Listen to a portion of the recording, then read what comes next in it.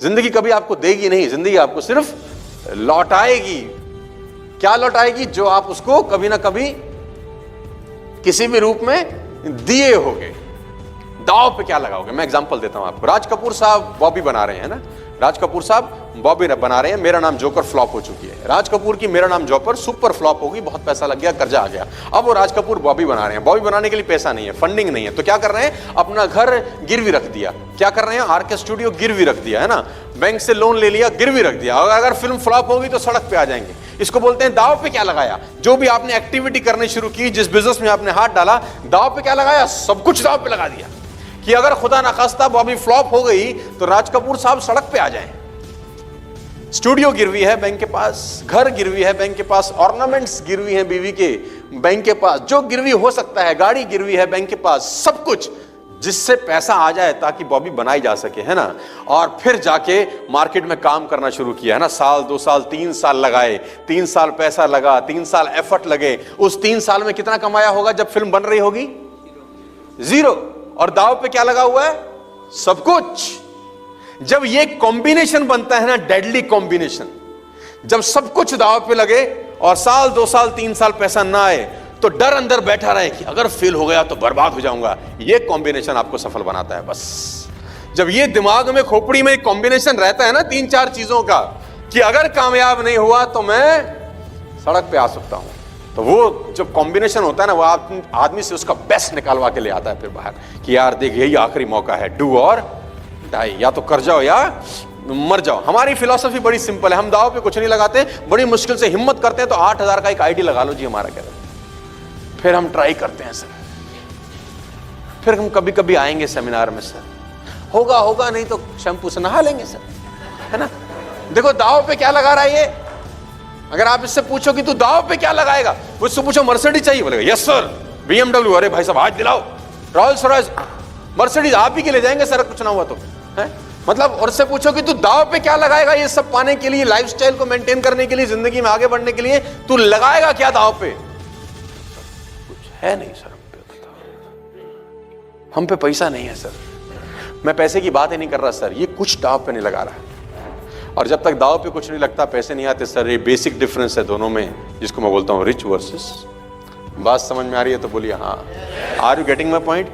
Network marketing कैसे होगा, मैं आपको धीरे धीरे समझाने की कोशिश करता हूं। और ये बिजनेस में आप पैसे कैसे कमाएंगे, ये बताने की कोशिश करता हूं। और आप ग्रो कैसे कर सकते हैं मेरे साथ, मैं आपको ये बताने का प्रयास कर रहा हूं कि दाव पे क्या लगा। मैंने अपना चलता हुआ इंस्टीट्यूट बंद कर दिया, जहां से मुझे 1.5 लाख रुपए आता था।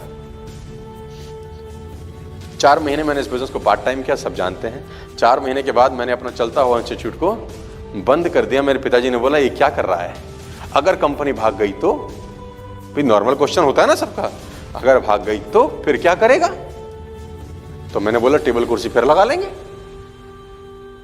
लेकिन आपको कुछ ना कुछ दाव पे लगाना पड़ता है ना यार। यू हैव टू मतलब टेक सम रिस्क। वो बहुत पुरानी कहानी है, बहुत जबरदस्त कहानी है कि वो 2 राजाओं की में बैर था, बहुत जबरदस्त पुरानी कहानी है, लेकिन है बड़ी मार्मिक, है बड़ी शानदार कि 2 राजाओं में भयंकर बैर था। एक सीमा पे था, एक दूसरी सीमा पे था। दोनों की भयंकर लड़ाई थी और कभी भी एक दूसरे पे अटैक कर सकता था। एक बहुत शक्तिशाली था और एक बहुत कमजोर रहता था। तो कमजोर वालों को एक बार नोटिस आया, कमजोर वालों के पास नोटिस ही आया। गुप्तचर विभाग ने बोला कि फला दिन जो शक्तिशाली राज्य है वो तुम पे अटैक करने वाला, आक्रमण करने वाला, तुम तो नेस्तनाबूद हो जाओगे, तुम्हारे तो अल्ले पल्ले कुछ नहीं। ही वाज मतलब बहुत बड़ा राजा है उसका। मतलब फिर क्या करें? तो मंत्रियों की सलाह हुई। मंत्रियों ने बोला ठीक है, एक ही रास्ता समझ में आता है, पहले तो ये तय करो कि पक्का खबर है कि आक्रमण होगा। तो बोला 100% पक्की खबर है कि बड़ा राज्य तुम्हारे छोटे राज्य पे आक्रमण करेगा। इतनी तारीख को इतने बजे सेनाएं तुम्हारी सीमा में आएंगी और आक्रमण होगा, लड़ाई तैयार है।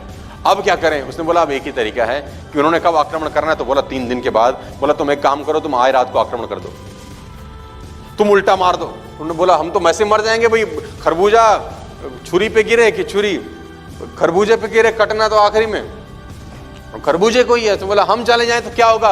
उसने बोला होगा कुछ नहीं, एक चांस लेके देखते हैं, क्योंकि उन्होंने अटैक किया तो हम मरे हैं निश्चित है। हो सकता है अगर आज हम अटैक करें, आनंद फानंद में, हड़बड़ी में, वो प्रिपेयर नहीं होंगे तो शायद हम जीत जाएं। तो उन्होंने बोला चलो ठीक है, मरता क्या ना करता, बेगर्स आर नॉट चूजर्स, है ना, हमारे पास तो अब कोई चॉइस ही नहीं है। तो सेनाएं रात रात में तैयार हुई और जो सेनापति था जिसने ये आइडिया दिया था उसने आगे झंडा उठा के आक्रमण की तैयारी करी और सेना ने कूच करना शुरू किया। तो कहते हैं कि एक सेना और एक राज्य और दो राज्यों के बीच में नदी पड़ती थी जो उन दोनों राज्यों की सीमाओं को बांटती थी। जब वो नदी पार करने के लिए पुल के ऊपर चढ़े और पुल पार करके दूसरे राज्य की सीमा में आ गए तो सेनापति बड़ा होशियार था, उसने जिस पुल से सेनाएं उतरी थी उस पुल में भी आग लगा दी। तो सैनिकों ने बोला महाराज ये क्या कर रहे हो? बोला वापस भी नहीं जा सकते, अब या तो मार दो या मर जाओ, वापस जाने का रास्ता मैंने तुम्हारे लिए छोड़ा नहीं है।